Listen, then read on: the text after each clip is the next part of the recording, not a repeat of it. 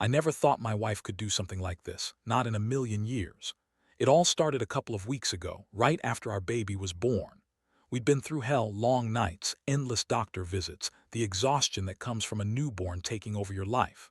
I was running on fumes, trying to juggle late-night feedings and work emails, but I figured that was just part of being a new dad. One night I was sitting in the living room, holding the baby, when I noticed her phone buzz. It was late, around midnight, and I normally didn't bother looking unless something seemed urgent, but something made me glance at her screen. A message from her boss, just 3 words: "Meet me tonight, urgent." The words hit me like a punch. I felt my stomach tight. My palms started to sweat. I told myself it might be work-related, maybe some last-minute thing. But then I remembered her phone was unlocked. She never puts a password on it, and I saw she'd been texting him all afternoon. "Just casual stuff," she said, but it was more than that. Close, too close. That night I kept pretending to sleep while my mind raced. I didn't want to jump to conclusions, but I knew something was wrong. I had this gnawing feeling, like an itch I couldn't scratch. The next morning I decided to look deeper. I checked her phone again when she was in the shower. Her conversation with him was more revealing than I expected, way too flirty, way too intimate. They talked about seeing each other soon, about meeting up after hours. I could see the tone in their words, like they'd already crossed a line. Just the thought made my stomach turn. What hurt the most was the lie about where she'd been. She told me she stayed at her parents' house that night, said she wanted some space, wanted to be with her family, but I found out she'd been with him, the boss, at a hotel downtown not far from where I worked. She'd gone completely dark after that message. No calls, no texts, just disappeared like she was hiding something. I kept thinking about the little things I'd missed. The way she brushed past me that morning, her eyes flickering away quickly. The way she smelled of perfume I didn't recognize when she left the bedroom that night. The faint scent of cigarette smoke on her clothes, something I'd never seen her do before. It all added up, but I refused to believe it at first. I told myself maybe it was just a mistake, an innocent misunderstanding, but deep down I knew. I knew because the evidence was right in front of me. Her phone, the messages, the way she'd been acting distant lately. I started to piece it all together. The late nights, the secretive behavior, the way she avoided eye contact when I asked about her whereabouts. The physical evidence, her lipstick smudged on her collar, a receipt from that same hotel in her purse. That was the night I finally confronted her about it. I sat her down in the living room, voice steady but trembling. I told her I knew everything. I laid out the evidence piece by piece. Her face drained of color when I mentioned the hotel receipt. She stammered, tried to deny it, but I could see it in her eyes. She knew her lies were crumbling. She looked at me and whispered, "It was a mistake. I didn't mean for it to happen." Her voice cracked. That's when the anger started to bubble inside me, cold, rising. I wanted to scream, to shake her, but I kept my composure. I asked her why. Why did she do it? How could she betray me at our most vulnerable moment? She looked away, silent. I clenched my fists. The image of her with him that night kept flashing in my mind. No way I could just brush this off. I knew I had to plan something, something that would make her understand just how betrayed I felt, how deeply she'd hurt me. For now I just sat there, stunned, feeling the weight of it settle over me like a thick cloud. I could feel my jaw tighten, my stomach churning. I knew this wasn't going to be over quickly, and I also knew that I couldn't trust her anymore, not even a little. I looked at her, trembling with a mix of rage and heartbreak, and I wondered, what's next? How do you come back from this? And more importantly, how do you make her pay? That's when I started to hatch my plan, the kind you don't come back from easily. But first, I had to figure out how deep her betrayal went, and how much she was willing to lie to cover it up. After I saw her face crumble when I showed her the receipt, I knew I had to act fast. Not just to catch her in a lie, but to make her feel the weight of what she'd done. I didn't want to be reckless, but I also didn't want to be naive. Trust was shattered, and I realized I couldn't just sweep this under the rug. I needed concrete proof, and I needed to set a trap that would leave her no room to deny anything. That night I stayed up late, going through her phone again, trying to find anything I'd missed. I wanted a plan, something calculated, something that would hit her where it hurt most. I remembered their conversations, the times she'd taken her phone into the bathroom, or when she'd go quiet suddenly. It was clear she was hiding things, and I had to find a way to catch her red-handed or at least force her to confess. I decided to set up a little surveillance. Not in a creepy way, more like I'd give her enough rope to hang herself. I installed a simple app on her phone that would track her location. Nothing illegal, just enough to see if she was still sneaking around. I wanted her to think she was still in control while I gathered evidence. I also started monitoring her social media activity, hoping she'd slip up or post something that revealed her true intentions. It wasn't just about catching her. It was about making her realize I wasn't going to be played for a fool. The more I observed, the more I saw signs that she was planning to meet him again. Her messages with colleagues suddenly became more casual, a little too friendly. Her schedule seemed to shift to nights when she usually stayed home with the baby. Every little detail was a piece of a puzzle I didn't want to see completed, but I knew I had no choice. One afternoon, I decided to confront her more directly. I told her I knew she'd been lying about where she'd been. She looked surprised, but I could see the flicker of guilt in her eyes. She stammered, "I was just stressed out. I didn't want to worry you." That was her go-to excuse: stress, guilt, shame, but I wasn't buying it anymore. "You've been lying to me from the start," I said, voice low but firm. "I found the hotel receipt, I saw your messages. This isn't just some mistake, you're cheating. That night when I was holding our kid, you were with him, weren't you?" She looked down, tears welling up. "It's not what you think. It was a one-time thing, just a moment of weakness." That's when I felt the anger boiling over. The betrayal wasn't just about the infidelity. It was about the way she'd lied so easily, so coldly during our most vulnerable time. I remember gripping the armrest of the couch so tightly my knuckles turned white. "A moment of weakness. You think that makes it okay? You betrayed me when I needed you the most. You lied about being with your family when you were out with him." She reached out, tears streaming down her face. "Please, I didn't mean for it to go this far." I was confused, overwhelmed. "I love you, I do." I didn't believe her, not anymore. I told her I needed time to think, but honestly, I was already planning my next move. I knew that I had to do something more than just confront her. I had to make her see that I wasn't going to tolerate this. That meant not only gathering more evidence, but also starting to prepare for what came next. I started researching how to catch her in the act without her knowing, little things like leaving a trace or setting up a situation she couldn't resist. I wanted her to slip up again, to give me the proof I needed. I also began mentally planning my revenge. Not something ugly or destructive, something that would make her feel the loss, the betrayal, exactly as I was feeling now. My stomach clenched at the thought. How do you punish someone who's broken your trust so completely? How do you make her understand that her lies and betrayal have consequences? I had to think carefully. Revenge isn't just about hurting her. It's about making her see what she's lost.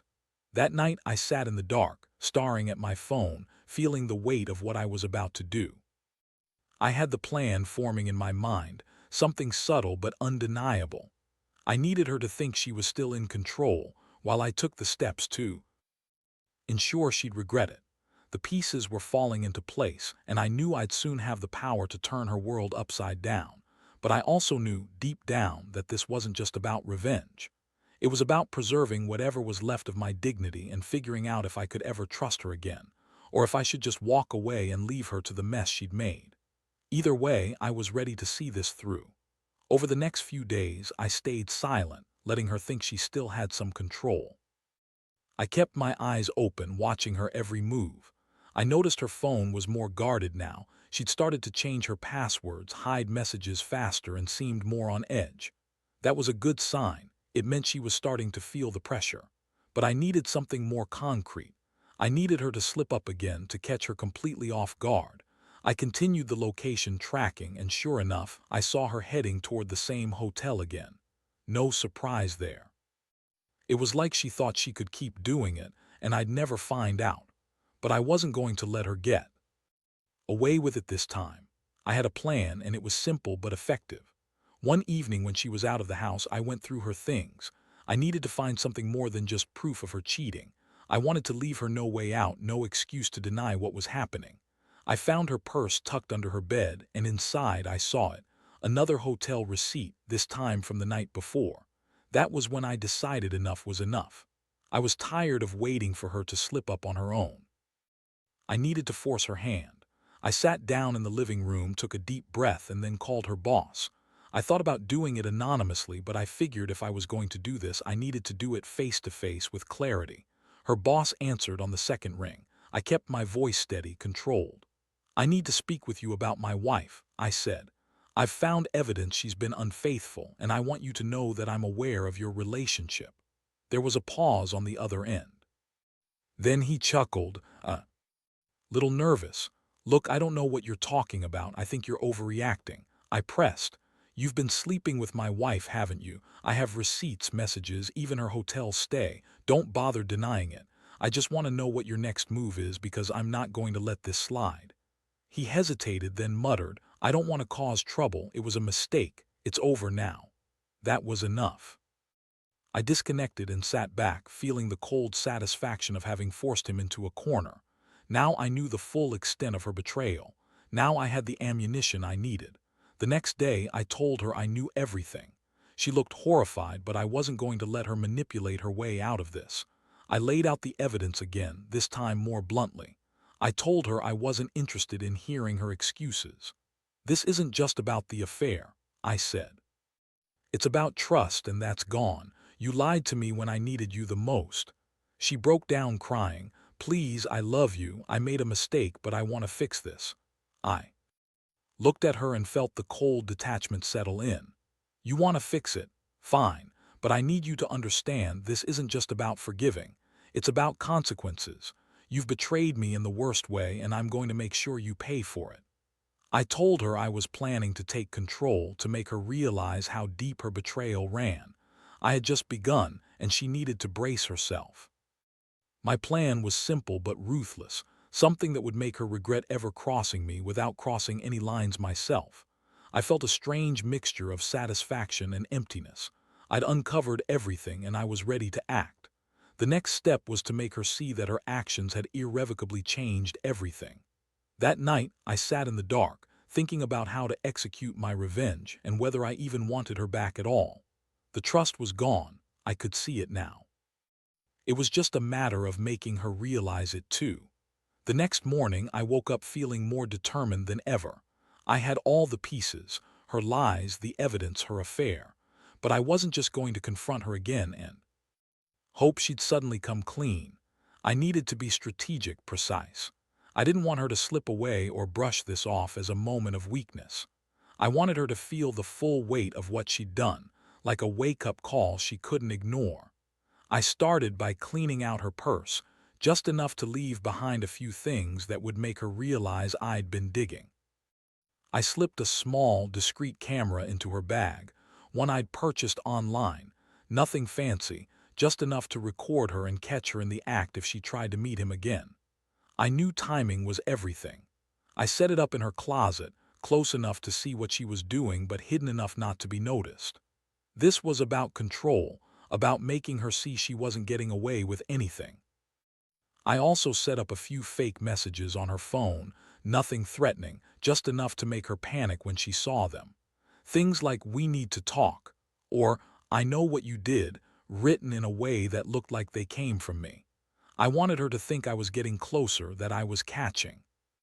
On that night, I watched her leave again. She looked nervous, fidgeting with her phone, glancing around as if she knew she was being watched. She headed toward the hotel again, just as I expected. I felt a strange rush, part triumph, part anger. I kept my distance, hiding behind the bushes, camera recording every step she took. Her face was tense, her eyes darting around, and I knew she was scared. Good. When she returned, I waited until she was asleep, then played back the footage. It was clear. She was with him, no doubt about it.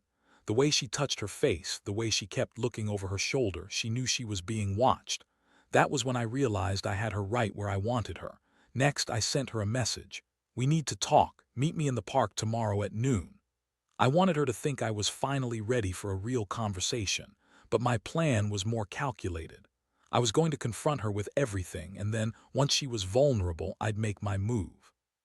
I didn't tell her I'd set up the camera or planted the fake messages. No. I waited until the moment was right. I wanted her to believe I was just having a normal talk, then I'd drop the bombshell.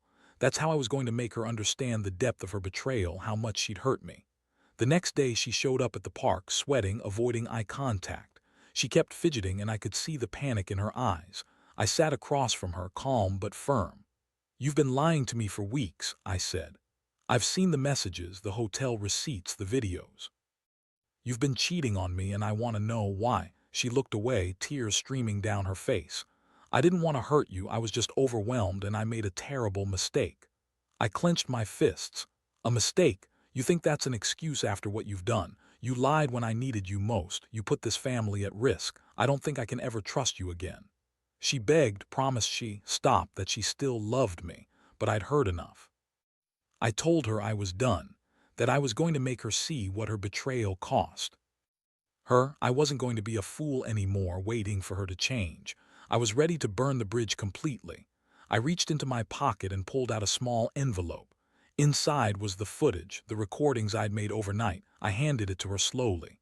"Here's everything. Watch it. That's your wake-up call." Her trembling hands took the envelope, her eyes fixed on the footage inside. She looked like she was about to break, tears pooling in her eyes. I felt a fleeting sense of satisfaction, knowing I'd finally taken control. As she sat there, watching her own betrayal unfold, I knew this was the beginning of the end. The trust was shattered and I was prepared to walk away. The only thing left was to decide how far I'd go to make her understand what she'd lost and what she'd never get back. The next step was clear. I was going to give her one last chance to come clean, or I would be gone for good. The question was, would she choose to fix this, or was she already too deep in her lies? That evening I sat in the dark, staring at the footage I'd handed her. She watched it in silence, her face pale and streaked with tears. I could feel my heartbeat pounding in my ears. This was the moment I'd been planning for. No more hiding, no more games. Either she faced the truth fully or she lost everything. She finally looked up, trembling, voice barely a whisper. "I didn't mean for it to get this far. I was stupid. I thought I could keep it secret, that it wouldn't hurt anyone. I was wrong. Please, I love you. I want to fix this." I looked at her with cold eyes. "You want to fix it? You lied to me for weeks. You cheated when I was holding our kid, pretending to be with your family. And now you're telling me you love me after everything." Her shoulders shook. "I do love you, I swear. It was a mistake, a terrible mistake. I don't want to lose my family." I clenched my jaw. "You're not just losing me. You're losing any respect I had left for you. You crossed a line I don't think you can come back from. Do you even understand that?" She reached out, desperate. "I'll do anything, therapy, counseling, whatever you want. Just don't throw away the years we've shared for one night of reckless stupidity." I felt a cold wave of anger. I'd been patient, trying to hold on to what little trust I had left, but this was the final straw. "You don't get to decide what's fixable anymore. I've seen what you're capable of, lying, sneaking around, betraying me when I needed you the most. I can't be with someone I don't trust anymore." Her face crumpled. "Please, don't do this. I'll make it right, I swear." I looked down, feeling a mix of rage and heartbreak. I knew I needed to act to make the final move. I reached over and grabbed the keys to her car. I didn't say a word as I stood up. Slowly, I walked over to her and gently placed the keys into her hand. "I want you to leave tonight," I said quietly. "Pack your bags and don't come back. I'll be filing for divorce tomorrow. I want you out of my house, out of my life. Maybe then you'll understand what you've lost." Her eyes widened with shock. "You're serious?" I nodded, dead serious. "I can't keep pretending everything's okay. I need to step away and think about what's best for me and our child. And right now that means cutting you out." She looked like she wanted to say something, but no words came. Her shoulders slumped and she silently took the keys, staring at me with a mix of regret and fear. I watched her walk toward the door, her footsteps slow and heavy, each step echoing in the silence. As she disappeared out the front door, I closed it behind her, took a deep breath, and leaned against the wall. My stomach felt hollow, yet strangely relieved. I'd finally done what I'd been contemplating for days. I had severed the tie, cut her out of my life. It was a brutal choice, but I knew it was the only way to regain some control. I looked around my house, now empty of her presence, and realized how quiet it was. No more lies, no more deceit. Just the cold truth that I was better off without her. I sat down on the couch, staring at the empty space where she'd once been, and let the reality settle. This was the end of it. No more second chances. No more pretending. I'd stand tall, rebuild, and move forward. The betrayal had been a heavy blow, but I knew now I was finally free. And that was worth more than any apology or promise she could offer. Sometimes the only way to heal is to let go completely. In the days that followed, I felt a strange mixture of relief and emptiness. The house was eerily quiet, a stark contrast to the chaos that had been building inside me for weeks. I'd done what I set out to do, cut her out, cut her off. No more lies, no more pretending. I handed over the keys, signed the divorce papers, and took the first real breath I'd had in a long time. The truth was, I'd been living in a fog of confusion and betrayal. It hurt like hell, but once I made that decisive move, it was as if a weight lifted. I knew I'd regained some semblance of control. For the first time in a long while, I felt like I was standing on solid ground. I had made her face her actions, and in doing so, I'd reclaimed my dignity. The aftermath was tough. The nights were long, and the silence in my home was deafening. I kept replaying everything: the discovery, the surveillance, the confrontation, the final moment she left. It all played in my mind like a painful movie I couldn't turn off. But beneath that, there was a fragile sense that I'd finally taken back what was mine. I spent a lot of time reflecting on what had happened. I questioned myself. Did I do the right thing? Could I have saved this somehow? But deep down, I knew the answer. Trust was shattered beyond repair. You can't fix a betrayal like this with apologies or promises. It's like trying to rebuild a house after it's been burned to the ground. You have to start from scratch. Now I'm focusing on rebuilding my life piece by piece. The lessons are harsh but clear. Never ignore the small red flags, especially when you're tired, overwhelmed, or vulnerable. Pay attention to those little things: the secretive glances, the nervous fidgeting, the unexplained absences. They're often signs that something isn't right. Most importantly, never let anyone betray your trust and then expect everything to go back to normal without consequences. 2. Anyone reading this who might be going through something similar, I'd say this: listen to your gut. Don't dismiss those feelings of unease. Trust is precious, and once it's broken, it's almost impossible to repair. Be honest with yourself about what you're willing to accept, and don't be afraid to walk away if it's clear the damage is beyond repair. And finally, remember, sometimes the bravest thing you can do is walk away. Not out of anger, but out of self-respect. Rebuilding your life after betrayal is hard and it hurts like hell. But in the end, it's better to be alone than to stay in a relationship built on lies. I've learned that the hard way. I may be hurt, but I'm also stronger. I'm moving on, carrying with me the lessons of betrayal and the hope of something better ahead. Because at the end of the day, the only person you can truly rely on is yourself. And that's a lesson I won't forget.